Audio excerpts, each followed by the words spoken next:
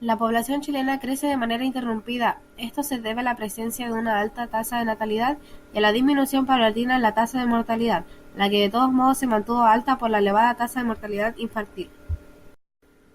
También aumentaron la tasa de crecimiento demográfico y la esperanza de vida al nacer. La mayoría de jóvenes del país participaban en el mercado laboral. Migraciones internacionales, con la llegada de alemanes, británicos, españoles, italianos, etc. También la migración campo-ciudad, en la cual se trasladan los trabajadores, las familias en búsqueda de nuevas oportunidades, etc. Transformaciones urbanas y rurales. La población urbana aumentó debido a una migración rural-urbana. Debido a lo anterior, la capital triplicó su superficie y creó edificios a gran altura. Gracias al ingreso de nuevas tecnologías, llegan en 1902 los primeros automóviles con motor a gasolina. La llegada de la industria automotriz a nuestro país generó un aumento en la red de empleos y de consumo. Se pavimentaron las calles y se crearon nuevas carreteras, como la que unió a Valparaíso y Santiago.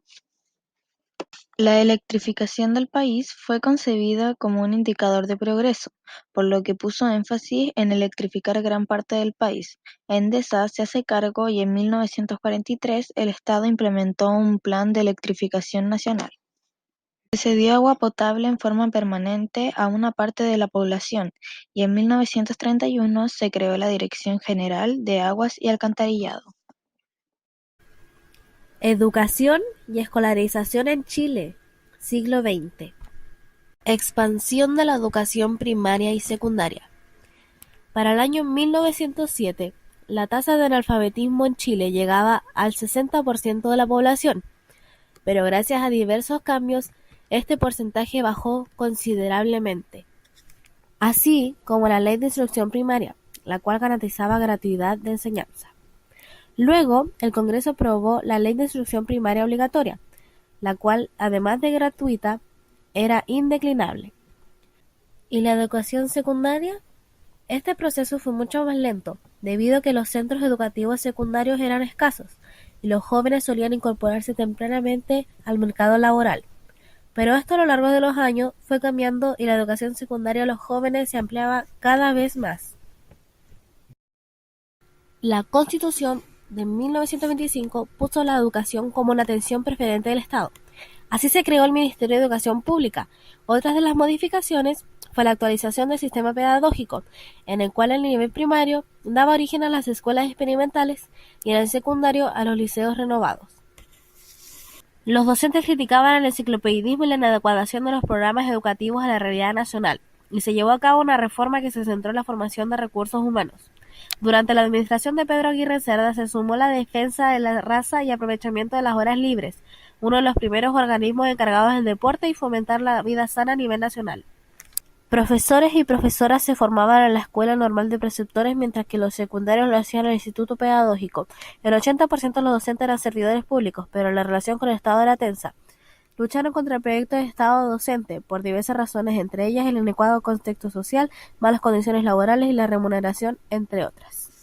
A principios del siglo XX, el sistema de educación superior estaba destinado a educar a la oligarquía nacional, y en ese entonces solo existían dos universidades, una pública y una privada. Luego se fundaron más, y todas estas recibían subsidios estatales. Debido a todos los cambios, se generó una expansión de la matrícula, una mayor participación por parte de las mujeres y la incorporación de los sectores medios y popular, que encontraron en la universidad una forma de mejorar su condición de vida. La incorporación de la mujer en la vida pública. La mujer y el trabajo. A mediados del siglo XIX, las mujeres constituían un tercio de la población trabajadora, número que comenzó a disminuir debido a la crisis mundial de 1929.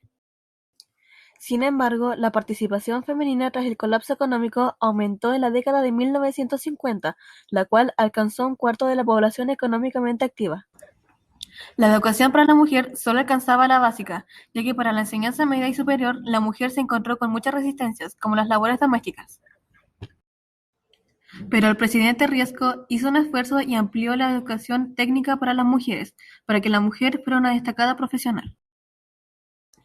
Existían dos clases de mujeres en aquella época, la mujer ideal que debía ser educada, inteligente y hacendosa, casada con un marido noble y dedicaba todo el tiempo a sus hijos.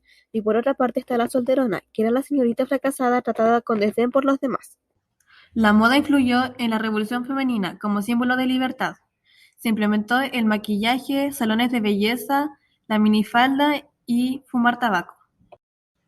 Institución del matrimonio. No era propiamente una etapa romántica. Muchos matrimonios se establecían por el interés económico. En estos años la violencia conyugal y algunas muertes eran frecuentes por malos tratos y celos. Participación política. Decreto Massa, basado en la libre administración de los bienes de las mujeres. Movimiento pro emancipación de las mujeres de Chile y el voto femenino establecido por el presidente González Videla, que otorgó este derecho. Las artes durante la primera mitad del siglo XX en Chile.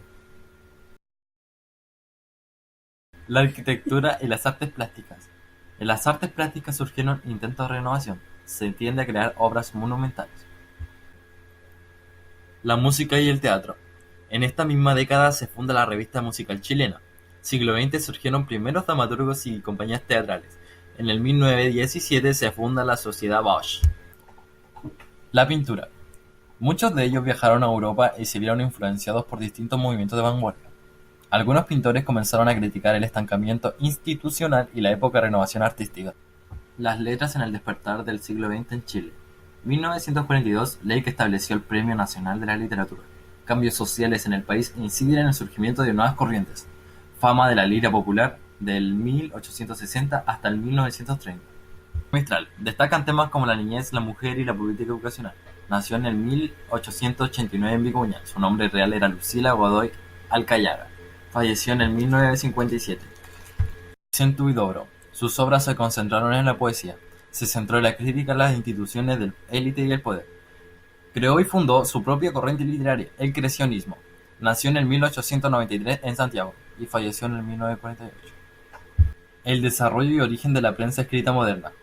Fue fundado en el 1900 por Agustín Edward McClure. La prensa deja de ser un espacio partidario entre grupos social-políticos y se convierte en un partidario medio de opinión. El Partido Radical decide crear su propio diario llamado La Hora. El sector político, debido a la presión de la creación del Mercurio, decidió tener una tribuna pública en la prensa escrita. En el año 1922, cerca de 200 personas fueron a oír la primera transmisión radial realizada en Chile. Pedro Aguirre Cerda dictó un decreto que obligó a las radios a destinar una hora diaria a la transmisión.